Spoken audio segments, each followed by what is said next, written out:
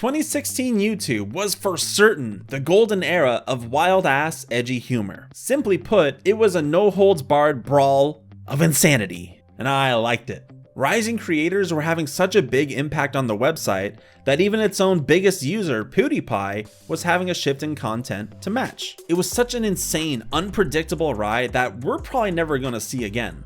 Now that homogenous content has reigned supreme, the trending tab drifting ever closer to being YouTube's homepage. There were certainly a lot of big players in the little time frame between 2015 and 2017, but there are three in specific that I want to talk about. Those I feel had a big impact on not just the website itself, but the internet as a whole, and then follow up and see where they are today. Filthy Frank, H3H3, and Idubbbz. Let's start with our good old boy Joji. Filthy Frank, baby. Hey, what it do, everybody? I can't, that sounds like Fat Albert. I really feel like this guy was the slugger from the get-go.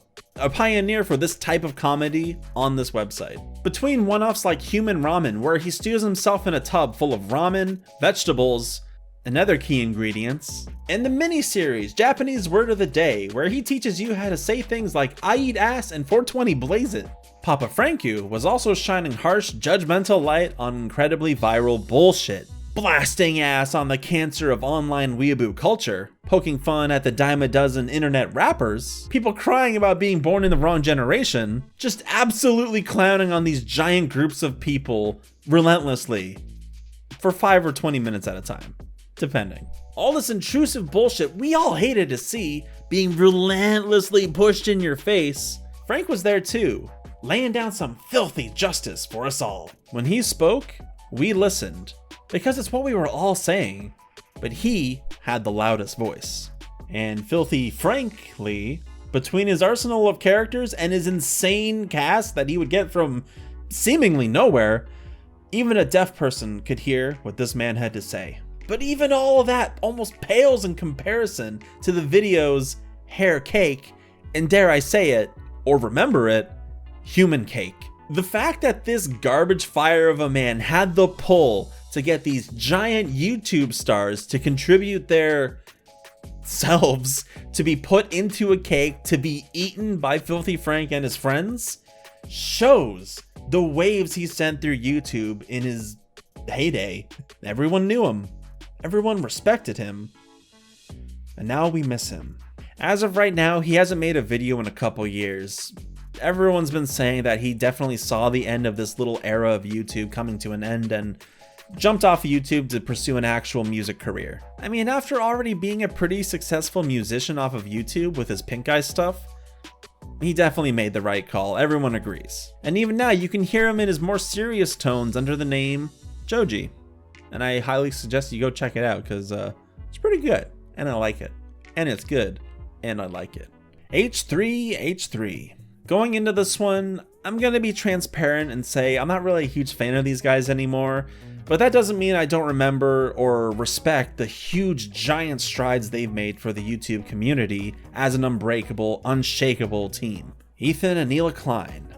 These guys shredded ass in their heyday. Now trust me, it was trash garbage, but like the most digestible, appealing, relatable trash garbage. You had the Fupa, the Bradberries, humongous, the ever-present visceral coughing, and then their home run bat, Vape Nation.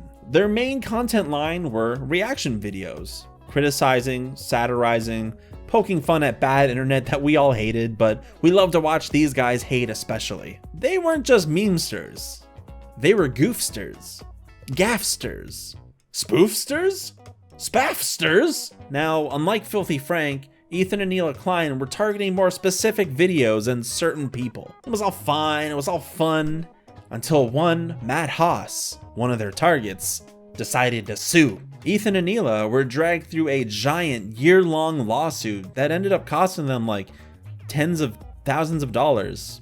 I mean, I think it was like $100,000 if I remember correctly. But even with these seemingly impossible odds and giant bills to overcome, it seemed like the entire internet rose to the occasion to help defend H3H3. The outcome of this legal debacle, attacking fair use of reaction videos, was going to decide how a sizable portion of the internet was going to be shaped for years to come, for whether or not this type of content was legally allowed.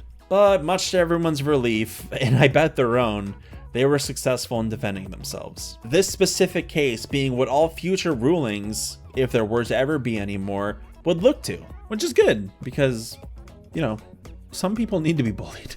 Nowadays, it seems like they've slowed down to a near halt with their bangers, focusing more on their explosive, numerically successful H3H3 podcast.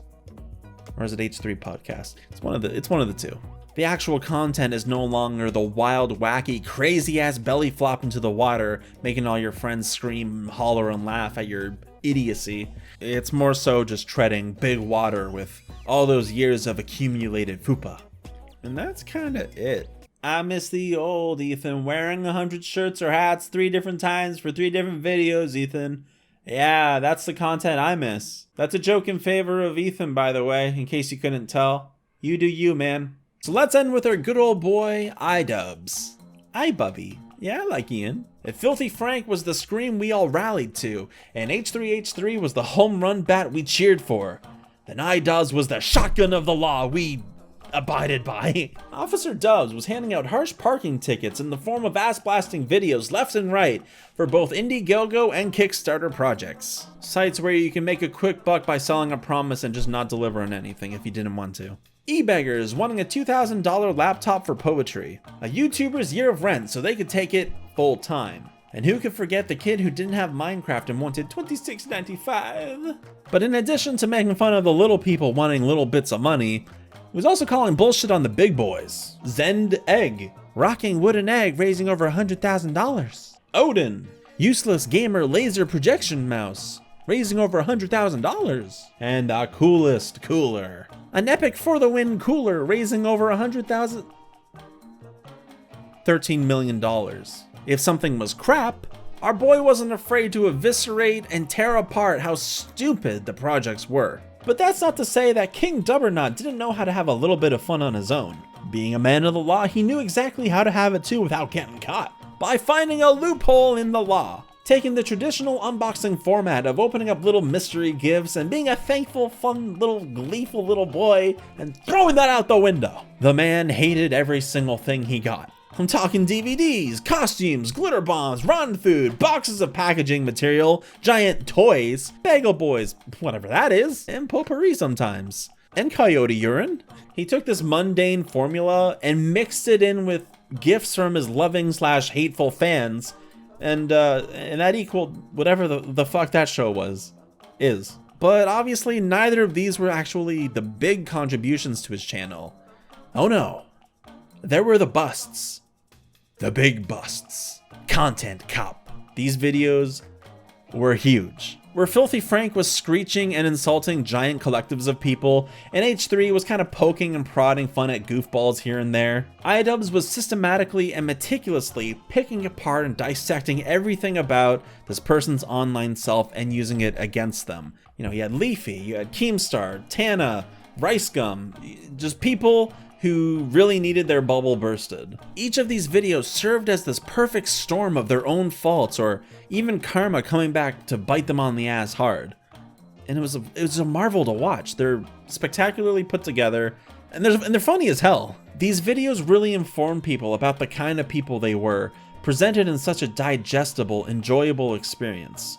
You know, definitely worth cheering over or discussing with your friends. And while Idubbbz definitely didn't outright end anyone's career, as many of the fans would say, there definitely is a looming shadow casted over these targets now. Ones that'll surely stain their character for as long as they remain. But nowadays, you know, he's still kicking around. Couple unboxings here and there, measuring peanut percentages in mixed peanut cans.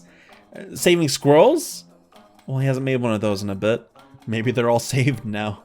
Either way, still the same old guy. It's not hard to get behind his new stuff either. You know, I'm gonna keep watching, and I'm probably gonna keep enjoying too. Actually, no, I'm gonna keep enjoying them all, because theirs were the premier content in this little package of history. Definitely not just worth watching for the first time, or rewatching for the second time, or even the third, but for cherishing going forever forward. Because who knows when we'll ever get content like this again at such a grand scale. Like, I don't have my hopes up for that ever happening, but to see any of them collaborating again in the future or making videos at all, it's always going to be a beautiful thing to me. It's going to remind me of that little beautiful chunk of internet history, and I'm going to watch it. Like, it's gotten bad, boys. I actually got a little giddy the other day when I saw that Leafy was actually making videos again after, what, 3-4 years? I go to click and they're bad. Like, terribly awful. Just not good still. Somehow. So anyway, that's going to be it for this video. Thanks for taking this little trip with me back to the past, back when I'm tired. I need a nap. Hey guys, what it do? I'm Filthy Frank. It's Filthy Frank, motherfucker. Oh God, it's Fat Albert.